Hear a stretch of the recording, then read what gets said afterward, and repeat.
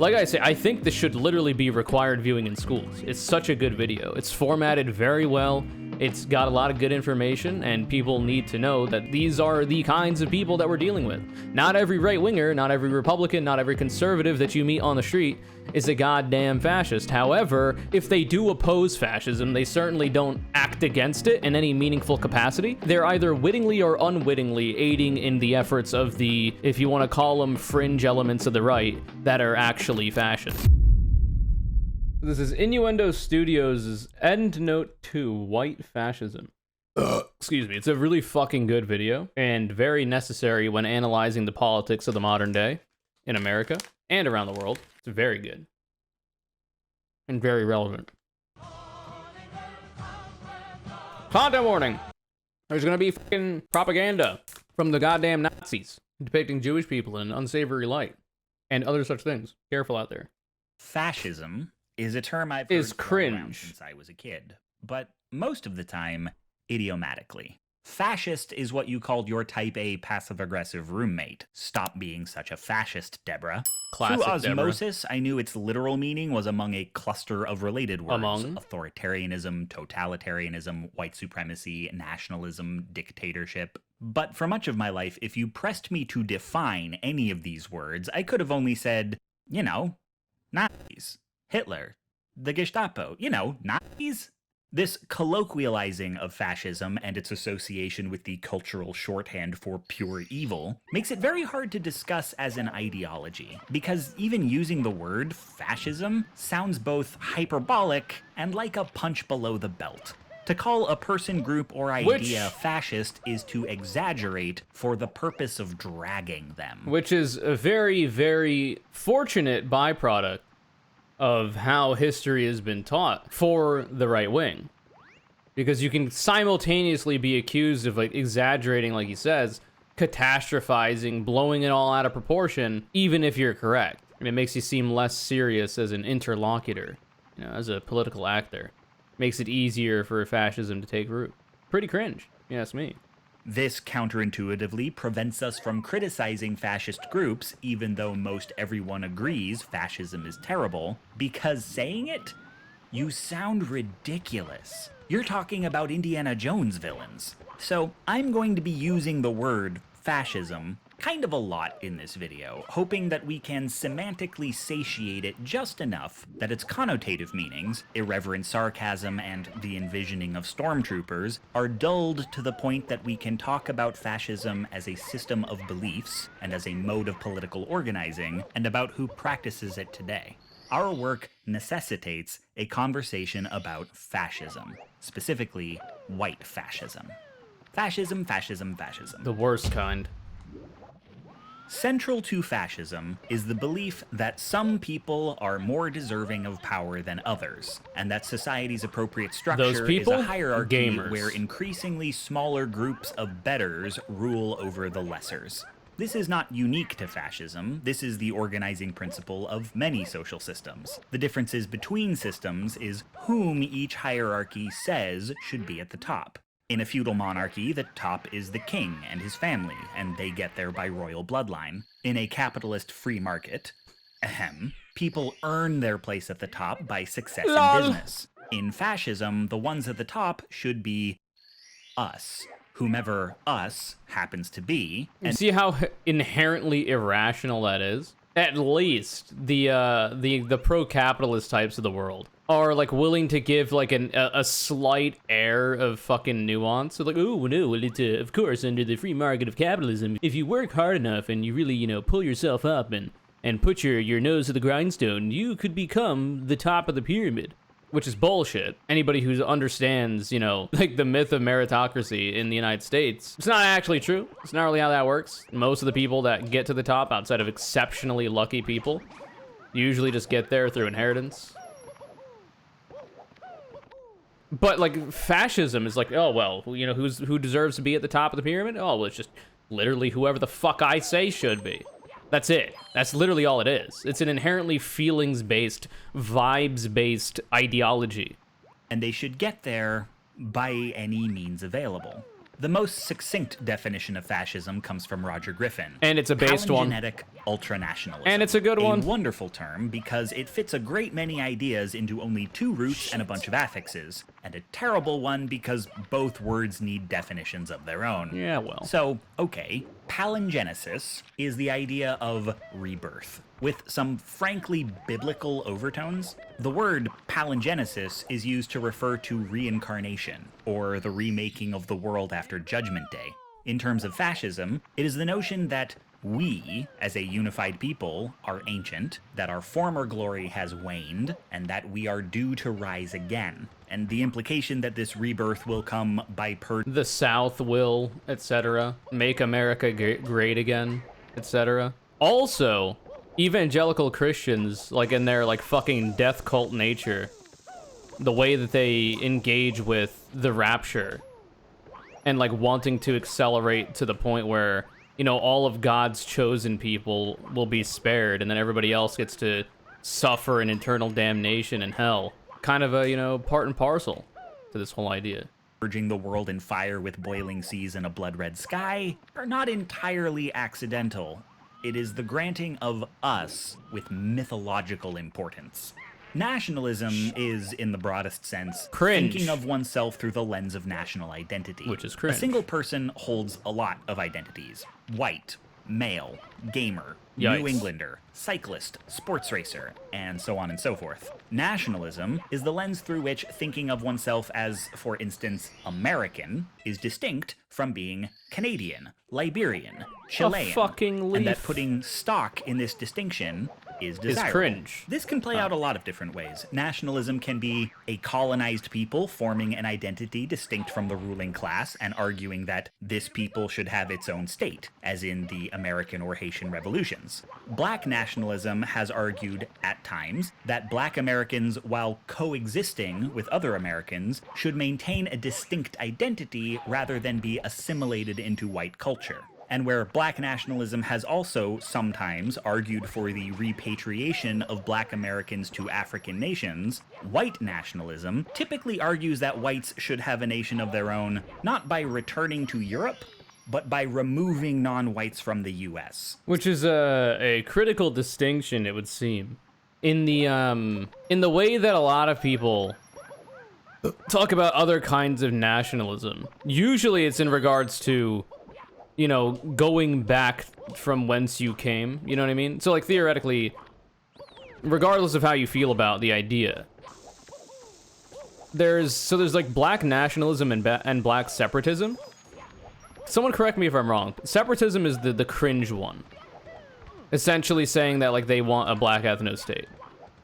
And usually the methods to achieve that seem to entail, like, all black people going back to, you know, usually some like majority black country.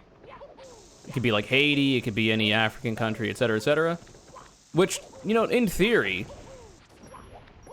because black people, well, African people were literally stolen from Africa, you know, in this example, to like want to return to that and like return to your cultural roots and whatnot, which, given what we know about how the slave trade and all this shit went, all of their history is fucking evaporated and burned and removed from them and all this kind of shit. Which is why blackness as an identity exists in America to begin with. It was one that had to be created because the original identity they had was stripped from them. But anyway, when it comes to the way that fascism seems to rear its ugly head, in this example, it's not like, you know, oh, we gotta, you know, go back to Europe, like he's saying. Like, oh, no, we gotta kick everybody else out because somehow America is the domain of so-called white people, whatever that means. And then you think about that for longer than like 2 seconds. It's like, well, white people weren't the first people here in North America. There are indigenous populations on this continent that were genocided in many ways to facilitate the formation of this country. So if we were really trying to return, you know, this land back to you know, the people that were, you know, that have such a claim to it, well, then that would be the indigenous people that were here. And then at a certain point, you abstract out to the point where, like, oh, well, what about, you know, well, there might have been some indigenous tribes here. Well, what about the ones that might have been there before them and before them? And it's a whole mess. Nation states, kind of a mistake, it would seem. But anyway. This would be an example of ultranationalism, the emphasizing of national cringe identity as among the most, if not the most, important. Now, these are not unique traits, and I want to stress that it is not the presence, but the confluence of them that gives fascism its character. So, palingenetic ultranationalism, the belief that the nation is of the utmost importance, that the people running the nation should be a narrowly defined us, and that we should rule because it's more or less our destiny. And think about how fucking cringe and weak that is. Think about how much of a fucking pussy you would have to have that be like your guiding light to inform your ideology and perspective on the world. Like, the nation is of utmost importance? What the fuck are you talking about? Just because you so happen to, you know, be born here rather than some other place, you're gonna base so much of like your worldview and your prescriptions on that fact? You could have been born literally anywhere. It is literally luck that you happen to be born where you're at, or the lack of luck, depending on, you know, the situation you find yourself in. So to like base your entire fucking ideology with that being one of the pivotal elements of it, very cringe. I would say the product of weak men. But like we all know fascists are pussies. It's just unfortunate because they've been able to, throughout history, weasel their way into positions of power and then exert that power, which usually has deadly consequences. The curiosity of this framing is intentional. Like, and it's an inherently fucking cowardly worldview as well. Like, oh, the people that should be running everything is the so-called we, whatever the in-group is at the time, which is, you know, white people in this context. Whatever that means. Because it's like, oh, well, what if other people were running the country? Like, what do you think is going to happen to you? What negatives do you expect if a person with, you know, more melanin, a person who has less of a bad time being out in the sun for extended periods of time, if they're running shit? Like, what terrible consequences are going to befall you and the nation? Like, I've not seen any good evidence for that. I'm sorry. I think you're just kind of being a pussy. I think you're just kind of scared of things that don't look like you. To just wave it away as fear is also not good, by the way. Because obviously there are people that will maliciously do this shit, even if they do have a level of fear and insecurity about themselves. The fact that there are people that are malicious in their intent is a very dangerous thing. Most hierarchical systems will make some case for why society should be structured a certain way. The king has been groomed for his role since birth. Steve Jobs did real good at the business factory. Fascism suspends the need for explanation. We belong at the top because we just do. Destiny. Beta When pressed, mindset. Fascists will offer pseudo-rational justifications for why they should be in charge, which fall apart under the barest scrutiny. But debunking these claims is largely ineffective because, while they follow the cadences of a reasoned argument, they're operating on the level of emotion, faith, and a sense of belonging. It's literally all vibes. It's literally all feelings. There's no actual logical justification for any of the fucking things they believe, outside of the things that they've attempted to pretend, like the cosplay as rational actors to explain. It's literally just their feelings. Which is, you know, one of the reasons why one of the big taglines of the right is, oh, facts don't care about your feelings. Because it is almost always, like, ubiquitously the case that the broader left, so going anywhere from, like, even center-right liberals sometimes, so like center-left or liberals all the way to the left, will often have the actual data, studies, and facts on their side of the argument. It's projection, as it always has been, because that's what right-wingers have to do. Because they understand that they're guilty of what they're accusing other people of doing, they try to get out in front of it and, you know, throw sand in your eyes and get you to focus on, well, you know, is the right wing actually the facts over feelings, you know, part of the the equation? Well, they say they are, and they can be charismatic and convincing in the way that they talk about these things. So surely me as a centrist, random bystander just hearing this civilized discussion from these Nazis, let's say, well, surely they've got some reasons to believe what they do. No, they don't. They're just trying to get out in front of the fact that they do not actually have any real justification for what they believe in, that the left has a better stake to the claim of facts don't care about your feelings, as we've seen the world over. And no, it's just another way that they're kind of cowardly, man. It's kind of cringe. They're operating on the level of emotion, faith, and a sense of belonging. There's a reason fascist regimes rely heavily on propaganda. Propaganda traffics not in arguments, but in symbols. For the Nazis, it was the German soldier. For the Soviets, it was the worker. Propaganda relies on inspiring imagery that evokes cherished aspects of the culture, like the family or the countryside. The babe in his cradle is closing his eyes, the blossom embraces the bee, and ties those images to fascist ideals. But soon, says a whisper, arise, arise, tomorrow belongs to me. All of this is meant to make one swell with pride in such a way that it's very hard to think about what is actually being said. Racist caricatures of black and Jewish people, or whomever is not us in any given system, serve the same purpose by evoking hatred, or fear of what might happen to us if they were in control. This is a major thing as well. This whole idea of the fact that, so if you look at the frame of reference of the United States, the idea that, oh, well, we don't, as, white people, as these white fascists, oh, well, giving equality to oppressed groups might mean that we might be subject to the absolutely reprehensible shit that we have done and are currently doing to those oppressed groups once, equality is achieved. Especially considering they know that they are the minority.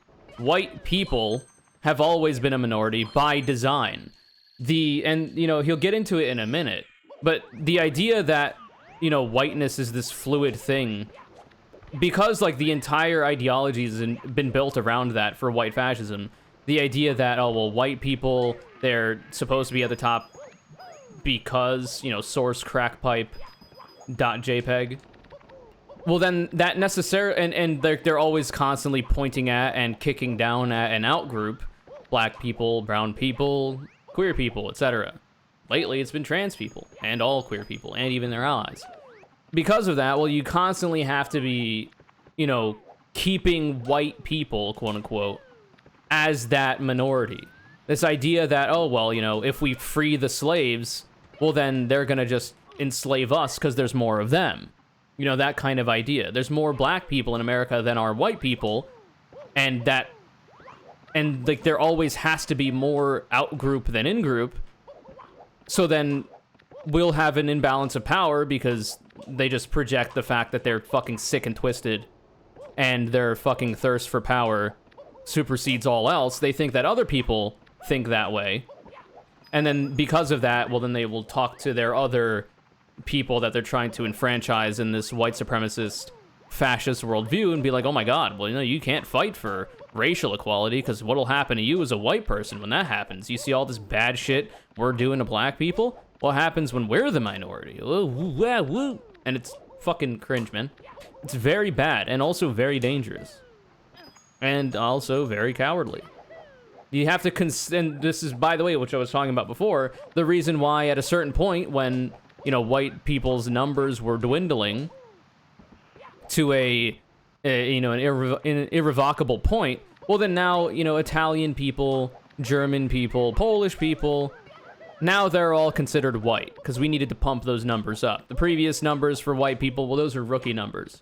Now, obviously, that still entails that white people are a minority because they have to be under this worldview, no matter what, in order to consistently stoke fear and propaganda. But there's a little bit more of them, and those people, some of those people are willing to play ball in the oppression of the people that are not considered white, you know what I mean? He calls this affective override, the moment where emotion shuts down critical thinking. If you've ever had a conversation with a conservative about, like, healthcare or something, and after a few exchanges, they're chest beating about how this is the nation of freedom and choice, the greatest nation that ever was, and I'm not going to let you take from me my God-given... You've seen this in action. Fascism depends on this passionate fervor because it can't convincingly pretend to be rational. The reason why one particular us should be at the top of the hierarchy, or why there should even be a hierarchy in the first place, is arbitrary. It's that way because a particular us wants it that way. Because my feelings say that it should be. We usually associate fascism with the image of state violence, be it the punishing of the other, the policing of citizens, or the conquering of other nations. And while this is almost always the case, fascism is not, as a rule, militant. In practice, fascists are not authoritarians or pacifists. For that matter, they're not capitalists or anti-capitalists. They're not statists or anarchists. They're not monarchists, oligarchists, or plutocrats. They are whatever puts us in power-ists. Yup. For instance, capitalism is a hierarchical system, and so fascists will often try to influence policy such that the capitalist hierarchy starts to resemble the desired fascist one. Which has happened, by the way. If you look at the socioeconomic status of white people as it compares to black and brown people, you start to see that, oh, well, black and brown people are, in an aggregate, doing worse off than your average white person in a variety of metrics. And then if you analyze the policies that those black and brown people are subject to, specifically in communities that have a larger amount of those minority groups, when you start to see an interesting trend about how a lot of these policies, like over-policing and the drug war and redlining and gerrymandering and a variety of other ways that the conservatives of this country maintain their stranglehold on power, ends up benefiting white people. To the point where we're at what's being described here. But only until the point that it stops suiting their needs. The us of fascism is always defined by essential qualities, like race or heritage, qualities that don't change. A poor person can become less poor, but a black person can't become less black. So no matter how biased and stratified capitalism becomes, so long as it is still technically possible for someone from the lower classes to rise above their station, there will come a time when fascists must leave capitalism behind in favor of a system fully without social mobility. Similarly, if fascists have the ability to take governmental control through non-violent means, they will often do so. Remember, Mussolini took power in a coup. Hitler was elected. If democracy and non-violence can be put to fascist ends, they will be. But instituting a system that benefits the few while the many suffer, and where, by design, no one suffering is allowed to improve their situation, might as well be writing ad copy for guillotines, and that's how you get the SS. So yes, fascist power trends towards authoritarianism because on a long enough timeline, it will be the only way fascism can maintain itself. Yup. But also, fascists and authoritarians think power, brutality, and subjugation are sexy in more or less identical ways. So while not all authoritarians are fascists, most fascists are authoritarians. And state violence is often a way of getting people invested in a hierarchy that doesn't directly benefit them. You may not be at the top, but if you're somewhere around the middle, we can employ you as military or police to keep the lower classes in line. Many people will relinquish their rights to fascists in exchange for being the arm of the law. And the more powerful the state becomes, the more vicarious power they get to wield. So long as they're not at the bottom, they have some investment in the system continuing as is, because it authorizes them to fuck people up. This is a very, very common thing that you'll see, especially in the current context of trans people. Trans people in the United States and the world over are an exceptional minority. They are a tiny little sliver, a super infinitesimally small proportion of the broader population, and yet they are simultaneously the most powerful force in the world that will lead to the destruction of Western civilization as we know it. The enemy is simultaneously weak, feckless, and also literally on the brink of ruining everything that you've come to hold dear to yourself. How is this a position of power? Like, how is this a story you tell yourself while thinking you're some kind of a tough guy? Like, it doesn't make any sense. It's completely incomprehensible. But, you know, that's what's needed in order to keep the delusion going. The other way fascism justifies itself to the masses is to insist that the only alternative is death. Noble people with an illustrious history, and if we achieve our fated rebirth, we will form the most glorious nation in all of history and take our rightful place as world leader. And if we fail, we will be eradicated. There's no in between. They are coming for us. They are everywhere. We can beat them, but this is the only way. Race war is the usual go-to, claiming black people are savages and razing our cities to the ground is their nature, or that they want revenge. Where have we heard that before, by the way? BLM? Burning cities literally every single goddamn day in this country. Portland is almost always completely razed to the ground, but also isn't, because if you actually travel to Portland, it's still there. Seattle, another one. I live there. I've been told many times by right-wingers that BLM has completely torched the place, and it's a fucking wasteland now, but it seems pretty chill to me. It's not without its problems, of course, but it's definitely not cinder. Sometimes they go with a Jewish conspiracy as revenge for the Holocaust, or both at the same time. Right now, Islamophobia's in fashion. Each depends on downplaying slavery by the way, or the Holocaust.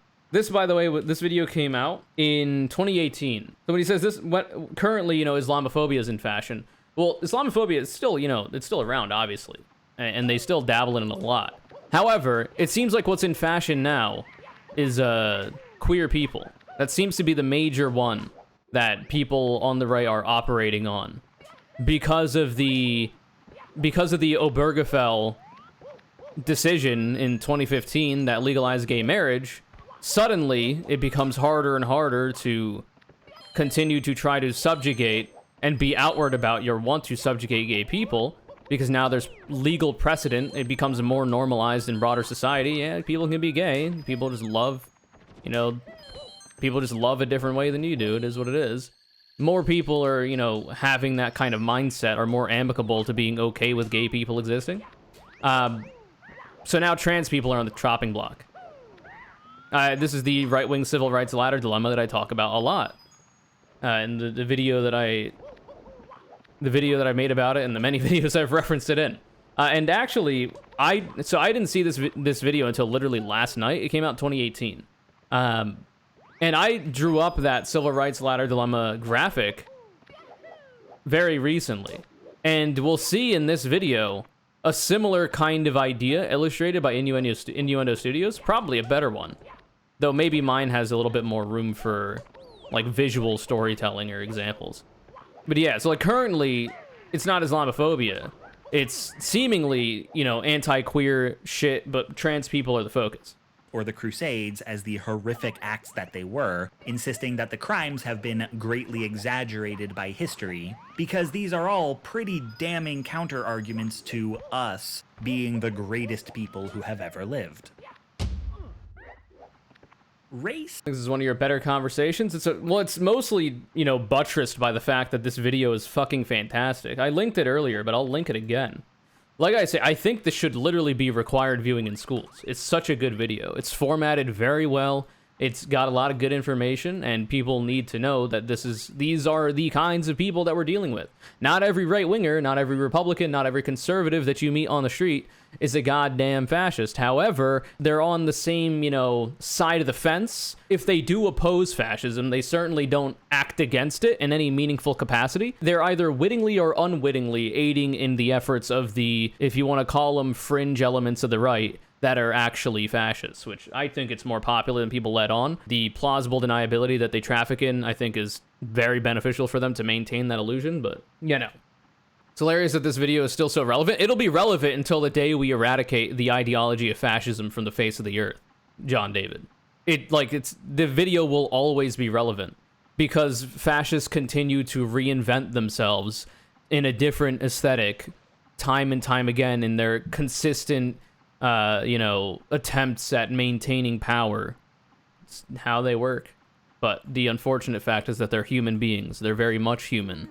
It's difficult for some people to reconcile that. The fact that human beings could be this fucking terrible to other human beings like fascists are. The complacency of the good Republicans and their unwillingness to kick the fascists out is one of the worst things that has been happening over the last few years. Yeah, it's always been happening. It's just that there seemed to be a period of time where, the so-called compassionate conservatism of George Bush and, like, moderate Republicans like Jeb Bush, who ran against Trump, but that seems to have long since fizzled away. Now, a lot of people are mask off on the right as fascists. A lot of them will dog whistle consistently. And even if, like I say, if you're on the right and you're not outwardly trying to fight back against the fascist elements of your ideology, of your party, of your broader movement, well, then you're unwittingly aiding in their efforts. I think the compassionate conservatism was a sham. Well, it probably was just another aesthetic attempt at rebranding, yeah. But I do try to make it clear that not literally every single right-winger, not literally every single conservative is a fascist. They just might be useful idiots. I don't think you can be a right-winger and effectively fight against the further right elements of your ideology, because the efforts that you make and the things and the policies that you put in place as this so-called moderate right-winger end up just facilitating a higher probability of fascists taking power, whether you want it to happen or not. It seems like you have to be further and further left in order to actually actively fight against it. Race is like gender and money. It's real, but only because we make it real. But fascism necessitates the belief that whatever makes us, us, is not only extremely real in the biological and/or spiritual sense, but that people can be ranked by it. And when stacking the hierarchy, white fascists put themselves at the top. Of course. So, what is whiteness? Cringe. Well, the short answer is that whiteness is whatever it needs to be. Yup. Whiteness was created to differentiate one people from the people they were oppressing. Yup. Whiteness is a means to an end, and the people most fixated with the definition of whiteness are racists. But there is no anti-racist definition. Racists invented whiteness, and all white people are folded into it. And the way white people conceive of whiteness is fundamentally different from how they conceive of other races. A common example of this phenomenon is Barack Obama. Obama had one black parent and one white parent. But while he can call himself the first black president, he could never call himself a white president. Or, well, he could call himself whatever he wanted, but white people wouldn't agree, and no one would treat him like a white president.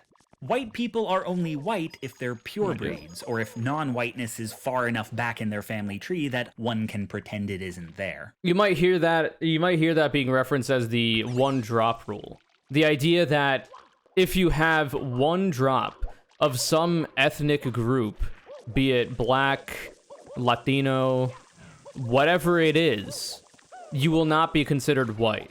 I mean, you could temporarily, so theoretically, if you've got like one drop of Italian in you, you could theoretically, for a time, be considered white in order to be folded into the overall group to the benefit, at the time, of the so-called purebred people. But once the eventual fascist state that those people want comes to pass, well, then your one drop starts counteracting the benefit you previously had for being seen as white. I would be subject to this. In a potential white ethno-state, should that disgusting future come to pass, the fact that my father is Latino, he immigrated here from Honduras, and my mom is white, well, just because my mom is white, the fact that half of me, the one drop in me, you could tell by my skin color, it's a very small drop in terms of melanin, anyway, even though my dad is very brown, it's not going to save me in that theoretical future. Eventually, because whiteness needs to be maintained as this consistent, perpetual minority in-group, eventually the layers of the onion keep getting peeled off further and further.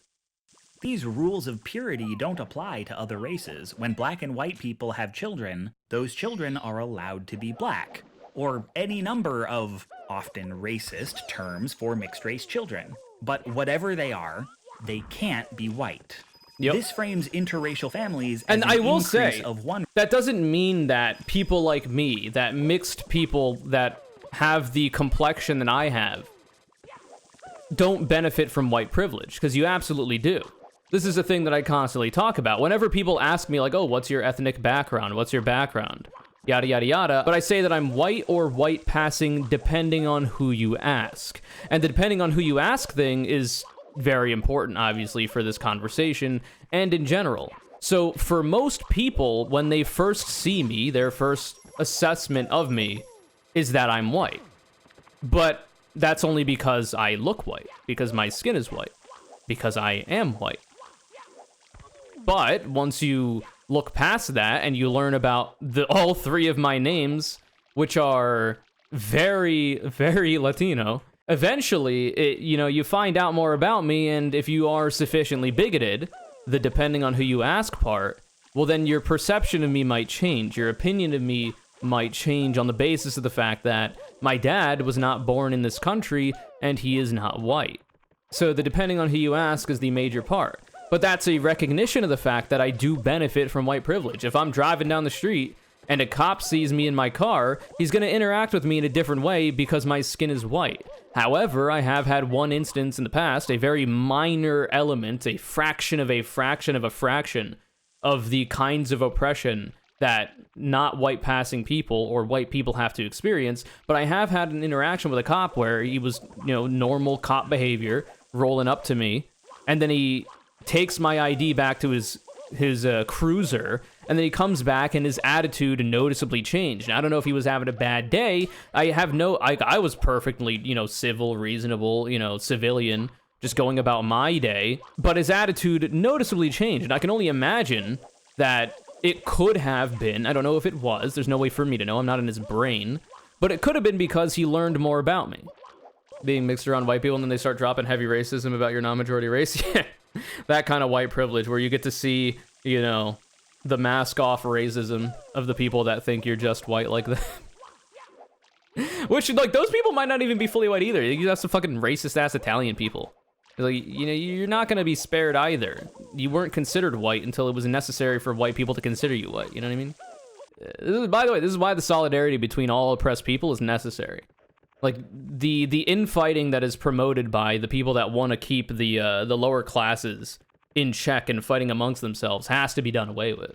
You have to be fucking working together. Black, brown people, sexual and gender minorities, all the motherfucking people. You have to be working together. There's no other fucking way, because you will be used against each other to maintain the people that will eventually, do away with you when they can, or subjugate you when they can. So, by this logic, where other races spread, whiteness has to be maintained. White people don't consider whiteness a race. It is the absence of race, the undiluted the form absence of color. Which all other races are deviations. And if it goes, I don't see color. It can't be brought back. This is, of course, nonsense. It's a bunch of made-up rules to justify white supremacy. There's only so long fascists can insist if we don't strike first, they're going to kill us all, before people start to notice that the race war they've been promising for a century doesn't seem to be happening. Timpoolthumbnails.jpg. Now the existential threat is a generational project. Now black people even existing near white people is the race war. They're literally going to fuck us out of existence.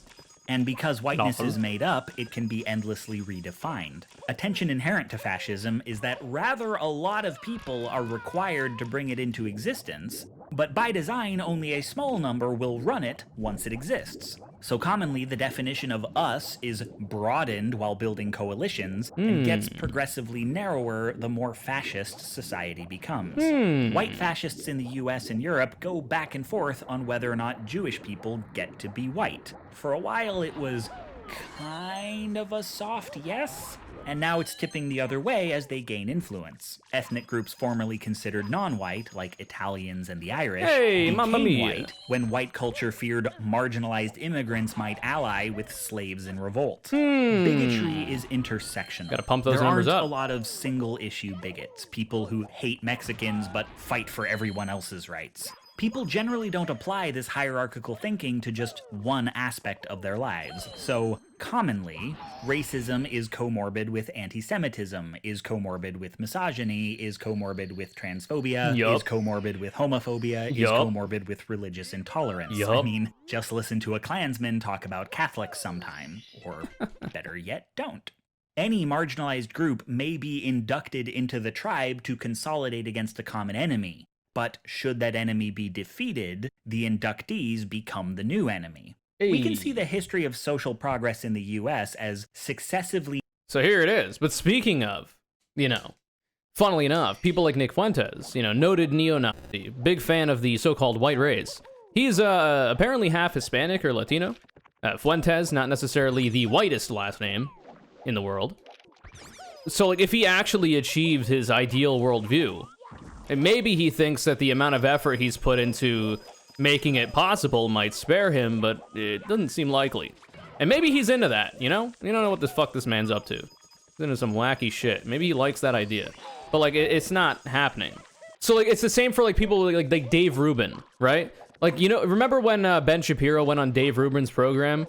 And Ben Shapiro and Dave Rubin was like, well, if I had a wedding with my husband, because Dave Rubin is gay, if you didn't know, but he's also a conservative, would you come to the wedding, Ben Shapiro? And Ben Shapiro was like, no, respectfully, I wouldn't come to your wedding because marriage is the sanctity of marriage is supposed to be between a man and a woman, and that's the reason why I believe that. Well, it's just my feelings, but he literally was like, even though, like, I quote unquote consider you my friend, Dave Rubin, Ben Shapiro was like, I would not come to your wedding because you're gay.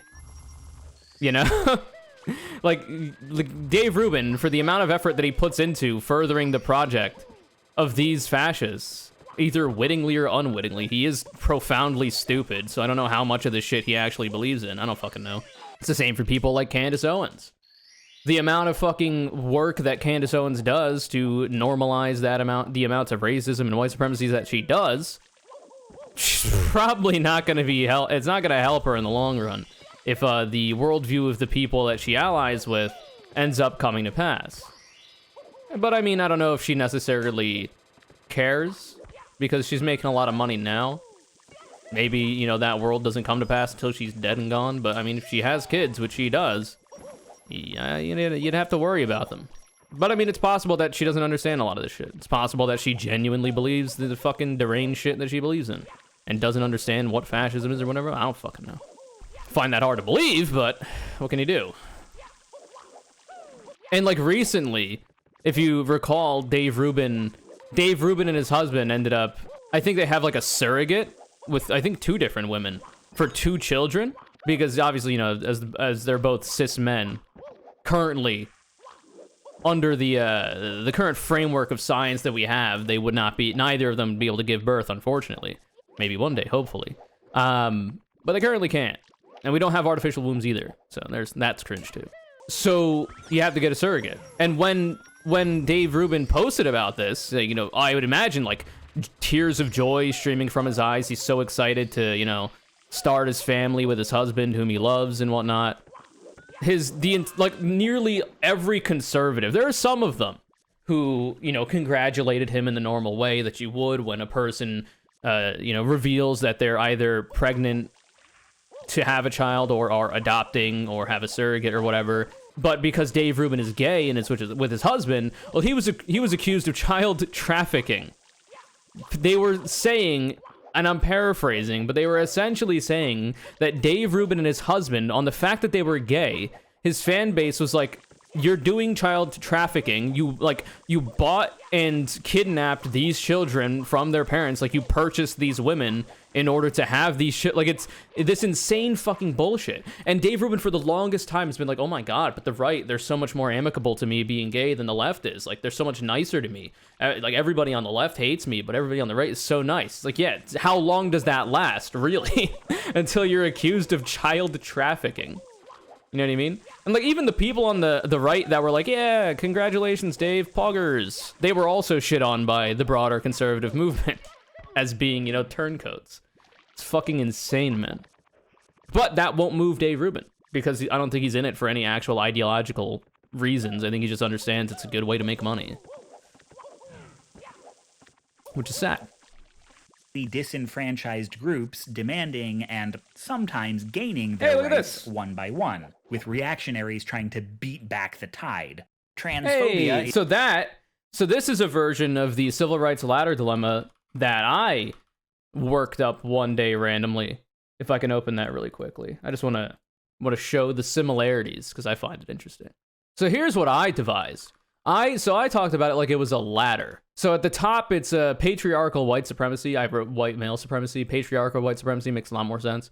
And there's rungs of this ladder. So we started at this point, right? Like the United States of America was founded on the genocide of the indigenous people that were here before America was so-called discovered. And it was built using the slave labor of African people that were stolen from Africa. Like women were second-class citizens. They couldn't participate in society. They couldn't vote. They were the property of their husbands, their fathers. So this country literally started as a patriarchal white supremacist state. That's the foundations of the country.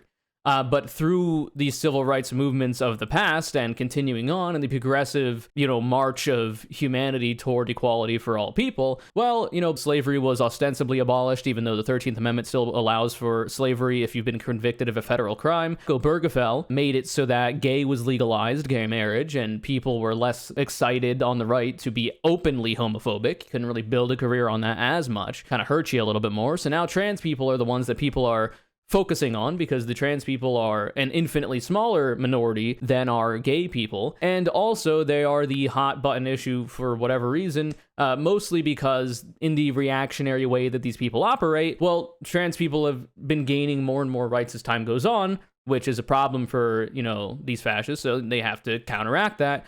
And trans people just happen to be the tip of the spear currently, which is cool considering this is also what Innuendo Studios has gotten. So Innuendo Studios seems to have put women's rights above black people, which makes sense to me. Like these categories that I gave are a little bit weird because you could be a woman and be gay. You could be a woman and be trans. You could be a woman and be non-white or black. Like these are all overlapping.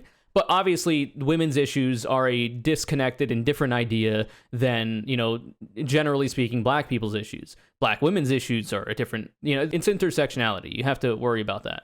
So it's a similar thing. See, trans, gay, black, women, like you move a couple things around, and it's about the same.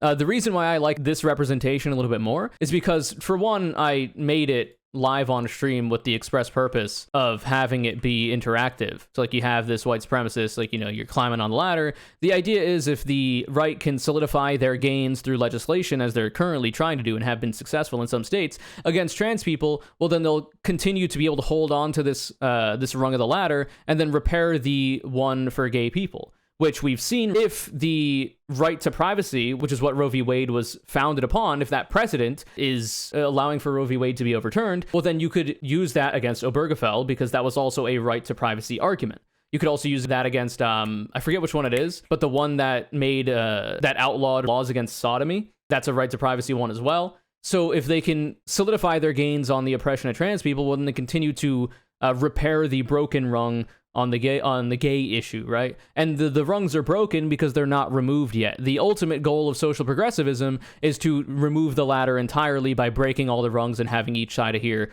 fall to either side and then have them disintegrate into nothingness, and the materials to rebuild it can never be found. But anyway, I thought that it was cool that Innuendo Studios had a similar idea. This is all the way back in 2018 as well. Now, the information that I've gained has been essentially through osmosis from watching and reading a lot of content surrounding these ideas. So the fact that I've never seen this Innuendo Studios video, but we've got a similar idea and even a similar infographic, makes me feel good. Makes me feel like I've thought a good amount about this shit and why I believe in it. Transphobia is recently rampant in fascist circles because with the legalization of same-sex marriage, the battle against homosexuality is thought to be lost, or at least at a ceasefire. Literally what I was saying. It's such a cool thing to think about. This gives some cause to welcome gay transphobes into the ranks. But should they seize enough power to strip what few protections trans people have gained recently, and the alliance is no longer useful, their gaze refocuses, and it's last hired, first fired for the homosexuals. And then the African Americans, and then the women, and on, stripping rights from social groups in the order opposite to which they were gained, like the plot of Final Destination 2. You might be thinking the end goal here is a nice homogenous group of white men to sit at the top of the pyramid. Oh, and no, white fascists no, no. would be thinking the same thing. But in reality, there is no end game.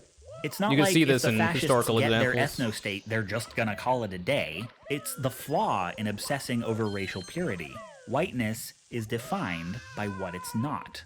If it isn't contrasted with something else, it ceases to be an identity. So if the whites kick all the non-whites out of their country, suddenly the Irish and Italians aren't white anymore. And then maybe the albinos, or the brunettes, or the Virginians. It Or the doesn't gamers. matter. The rules are made up. Shit. One way or another, the pyramid grows thinner. The authoritarian mindset is one that just likes stripping rights from people. Leave authoritarians no one to strip rights from, and they start stripping them from each other. And yes, that's what the research says. Yup. The other outlet for this restless energy is war, invasion, colonization. Deport all the Mexicans, and then follow them into Mexico. Go seeking an other to define yourself against. And you've maybe noticed that these three drives, the seeking out of conflict, the need to subjugate more and more people, and the shrinking of one's base of power, is not a recipe for success. Most hierarchical systems seek equilibrium, finding the point where the masses are just happy enough that they don't disembowel you. But the trajectory of fascism is to make enemies, So kill everyone? Well, yes, fascism is literally a death cult. Yes, that seems to be how it works, historically speaking. Historically speaking, fascist regimes start small because they are a minority by design, like white people have to be a minority, and then they go on to eradicate those that they deem to be not white, and also subjugate those that they can't like outright eradicate once they gain power. And then eventually the outgroup continues to shrink and shrink and shrink to the point where they can't really sustain their power and hold over the people they're seeking to subjugate because they are a minority by design. There's always going to be more people against them than with them. And as such, their regimes end up falling into disrepair. Eventually, they have to, hang their heads low and be embarrassed or literally get hung. Or get hanged. And then, some semblance of a so-called better, form of government, like a liberal democracy, which is certainly better in many ways, but not necessarily the best stopgap to stop fascists from rising again, ends up getting instituted, and then the fascists have to rebrand again in order to try to take power again. It's a constant cycle because their worldview is inherently irrational. It doesn't work. It doesn't make any sense. It's all feelings-based. So what is the solution? The fuck am I supposed to know? I'm just a streamer. The main ideas you would want to convey in terms of a solution would be education, for one. So essentially what you would want to do, to start anyway, would be to look at what conservatives, what right-wingers, what fascists target when it comes to how they attempt to get and maintain power. The whitewashing of slavery and the foundation of this country and the indigenous genocide that preceded it, the whitewashing of the civil rights movement of Martin Luther King. You could see the anti-CRT hysteria in how that is being used to try to literally whitewash the civil rights movement, rewrite history. So you would want to strengthen education.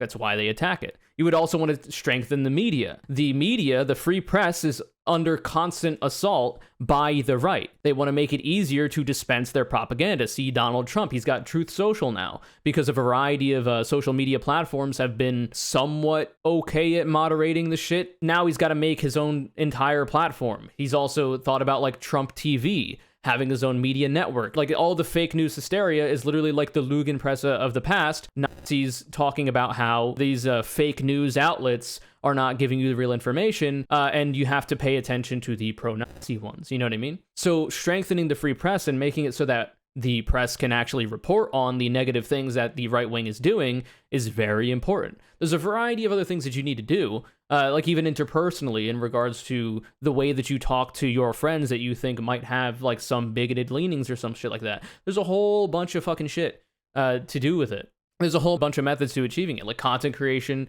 is one. Like Innuendo Studios putting out this video to begin with is a massive benefit to people learning about all this shit and being able to conceptualize it, see how it impacts their life, see how things in their life that they've seen happen have been informed by the things that are described in the video. Also being able to reach people where they are in regards to that content creation. obviously organizing on the ground in terms of direct action, in terms of building dual power structures, of making these community networks in your own communities, like free public libraries, public gardens, all this kind of shit. The unionizing that happens in a lot of firms is really good as well. There's a whole bunch of stuff.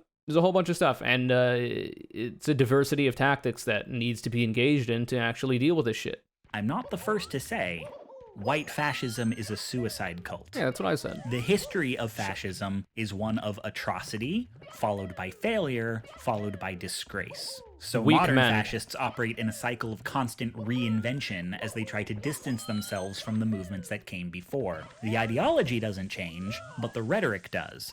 Primarily by stealing rhetoric from the left because it's flatly more popular. True. White nationalists calling themselves identitarians is an appropriation of progressive identity politics. The rhetoric of white power is an intentional bastardization of black power movements.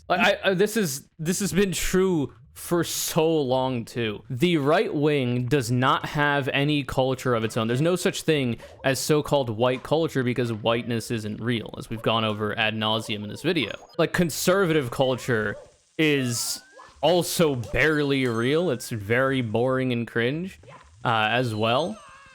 And essentially, it's all stolen from people that they hate. So, like, black people invented rock music. Black people, invented hip-hop, which is now, the flavor of music. And even right-wing people are, engaging with it in a positive capacity because it's good. Like, the culture is good. And it's the same for how Innuendo Studios is talking about how they are, how they steal the same kind of slogans and thought processes, but obviously to a negative end. So interestingly enough, you'll see this with TERFs. So trans exclusionary radical feminists. They're not actually feminists because you can't be exclusionary of trans women or trans men and be a feminist. But anyway, they are essentially just reactionary conservatives who copy the aesthetics of feminists and attempt to weaponize those aesthetics of being, wanting to protect women or whatever from the trans menace as a way to further the oppression of trans people. People like J.K. Rowling traffic in this all the time when they're like, oh my god, trans women, they're a threat to women's spaces. They shouldn't be in women's spaces, even though there's literally no evidence of trans women being in women's spaces being any kind of negative. There is literally no evidence at all that any negatives are, happening from that. And if there is any so-called evidence, a lot of the time, if you do a little digging, you can turn out that it's actually been fabricated, that it's not actually real. And even non-TERFs, like even like conservatives like Matt Walsh will be like, oh no, well, we're just fighting to protect the rights of women because, these men, as they call them, the trans women, they're coming in and they're making women less safe and they're, making it so that women have less rights in society, actually. Source, crackpipe.jpg. Like, it's a time-honored classic, really. Even the Nazis, while instituting a dictatorship, knew to call themselves socialists, and despite German anti-fascism being formed predominantly by socialists, and the first death camp being originally built to throw communists in, some people still believe this? The first books that were burned were about trans and gender science as well. Brands itself. We're not like those fascists who got hanged for what they did. We're young, hip, and successful. Come back, baby. It'll be different this time. So with all this explanation of what fascists believe and how they operate, I hope it's clear that there is no workable definition of fascism that does not include the alt-right. They are, to the letter, a white fascist movement. That's neither a diss nor an exaggeration. It's a simple statement of fact. That hurts your feelings. So then, to ask the trickier question, unfortunate, is the current administration fascist? And, well, consider the evidence. The administration has staffed a number of fascist figureheads. It's repeated a number of fascist slogans. It employs a nationalist thinking in which the nation should always get more out of any deal than the other participants. It holds the hierarchical belief that the president need not follow the same laws as the citizens. It relies on fear and demonization of a racial other and portrays their mere presence in society as an invasion.